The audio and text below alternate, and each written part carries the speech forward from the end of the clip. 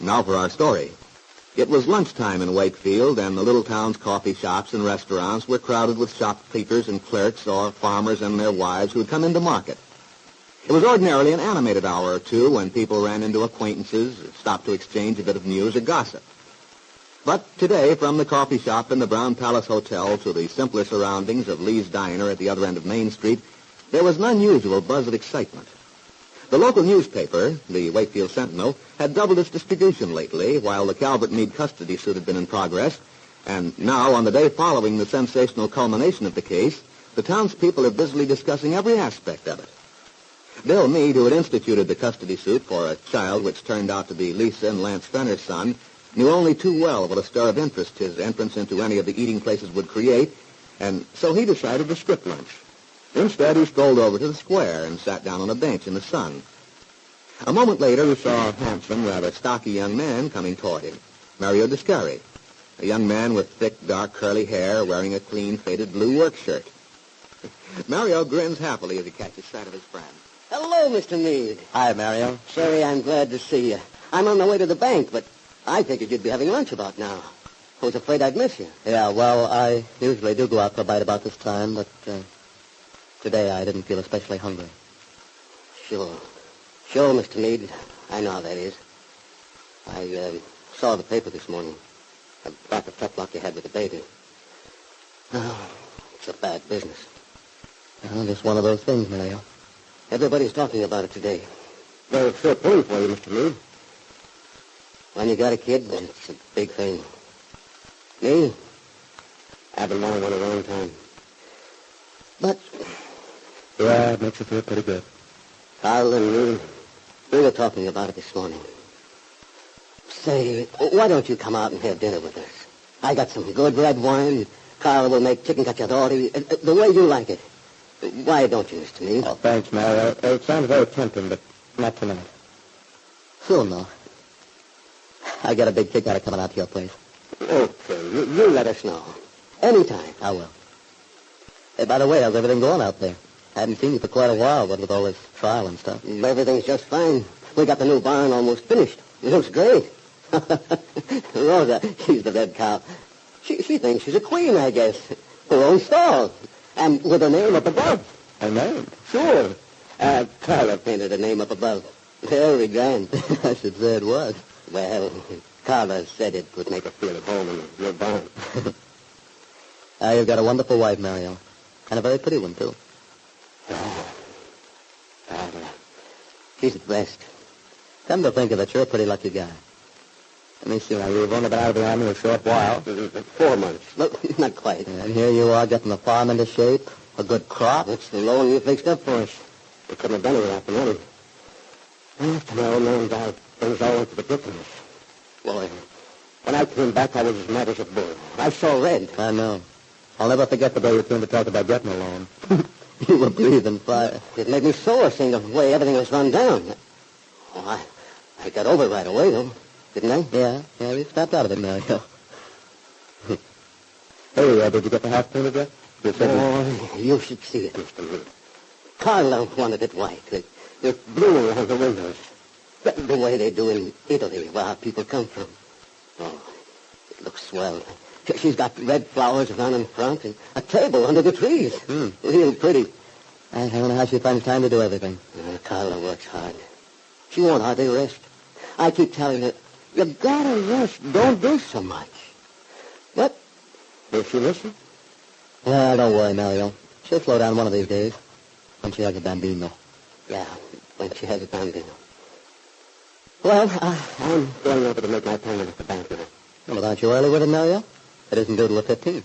I know, but Carla says, so if we've got the money ready, let's pay it and get it over with. Then we can forget until next month. Well, maybe she's right at that. But most people don't look at it that way. She's smart. Oh, you know what, Mr. Meade? I'm going to bring her a big surprise. You are? Yeah. There's a red dress in the window at Swanson. Oh, she'd be beautiful in it. $12.95.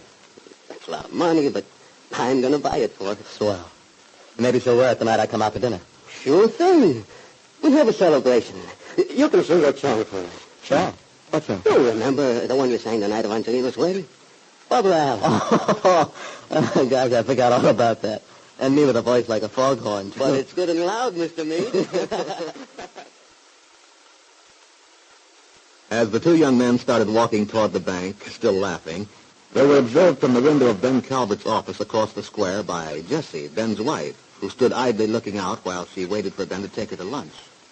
Ben, Jessie, if you'll give me a chance to get these letters but I'm curious. Is that man with the stereo across the square with Bill?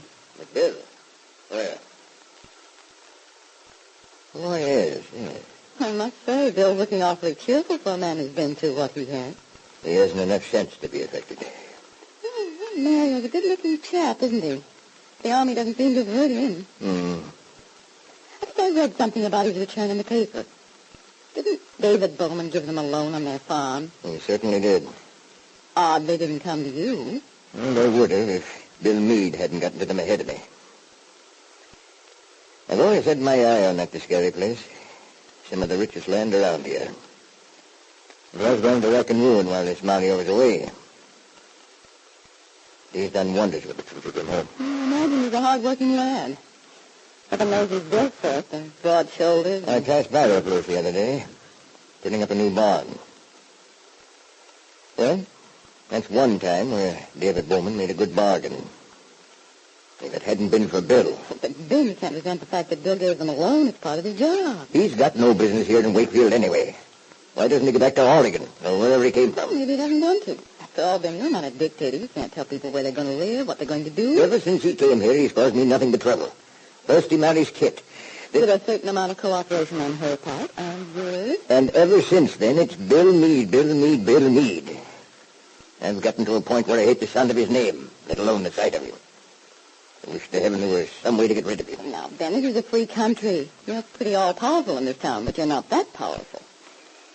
No, I'm afraid you're just a grin and bear it. It isn't as if he hasn't had his share of grief, too. I'm surprised to see him at work today. But evidently he is, poor fellow. Poor fellow, my eye. He and Miss Mario seem to be pretty pally. Isn't it very strange? Somebody was mentioning just the other day, I guess it was Mrs. Trumbull over there. Oh, for heaven's sakes, Jessie. The way women ramble. You don't have to give me the whole history. Oh, you're so impatient, Ben. Now I've forgotten. Well, never mind then. Oh, yes, now I remember. About this Mario. They say he has a very pretty little wife. Nice, sensible girl, but it's so peculiar. He never brings her to town, never takes her out anywhere. Apparently he wants to keep her all to himself. Well, what about it? I don't see anything so odd. No, nothing really. Although Mrs. Trumbull said he has a reputation for being fiendishly jealous, and there's no reason in the world why he should be either. But it does look as if he has a temper at that. Rather surprised he and Bill are such good friends. I understand the whole family keeps pretty much to itself. Can't you talk about anything else? Oh, I just meant Bill's a very attractive man, and he must have to go out to the discaries every so often. Oh, anyway, Ben, you have to get so wild every time Bill's name is mentioned. You're getting a positive discussion on the subject. It's not healthy. Jessie Calvert was closer to the truth than she realized.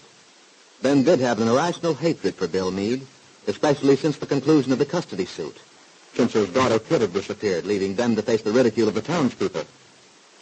Now he instinctively looked for a scapegoat so that he could put the blame on someone else. And Bill Meade provided a convenient focal point for his hatred. Yes, Jessie, when you say Ben's attitude is unhealthy, you're only too right. It may turn out to be very unhealthy for somebody else.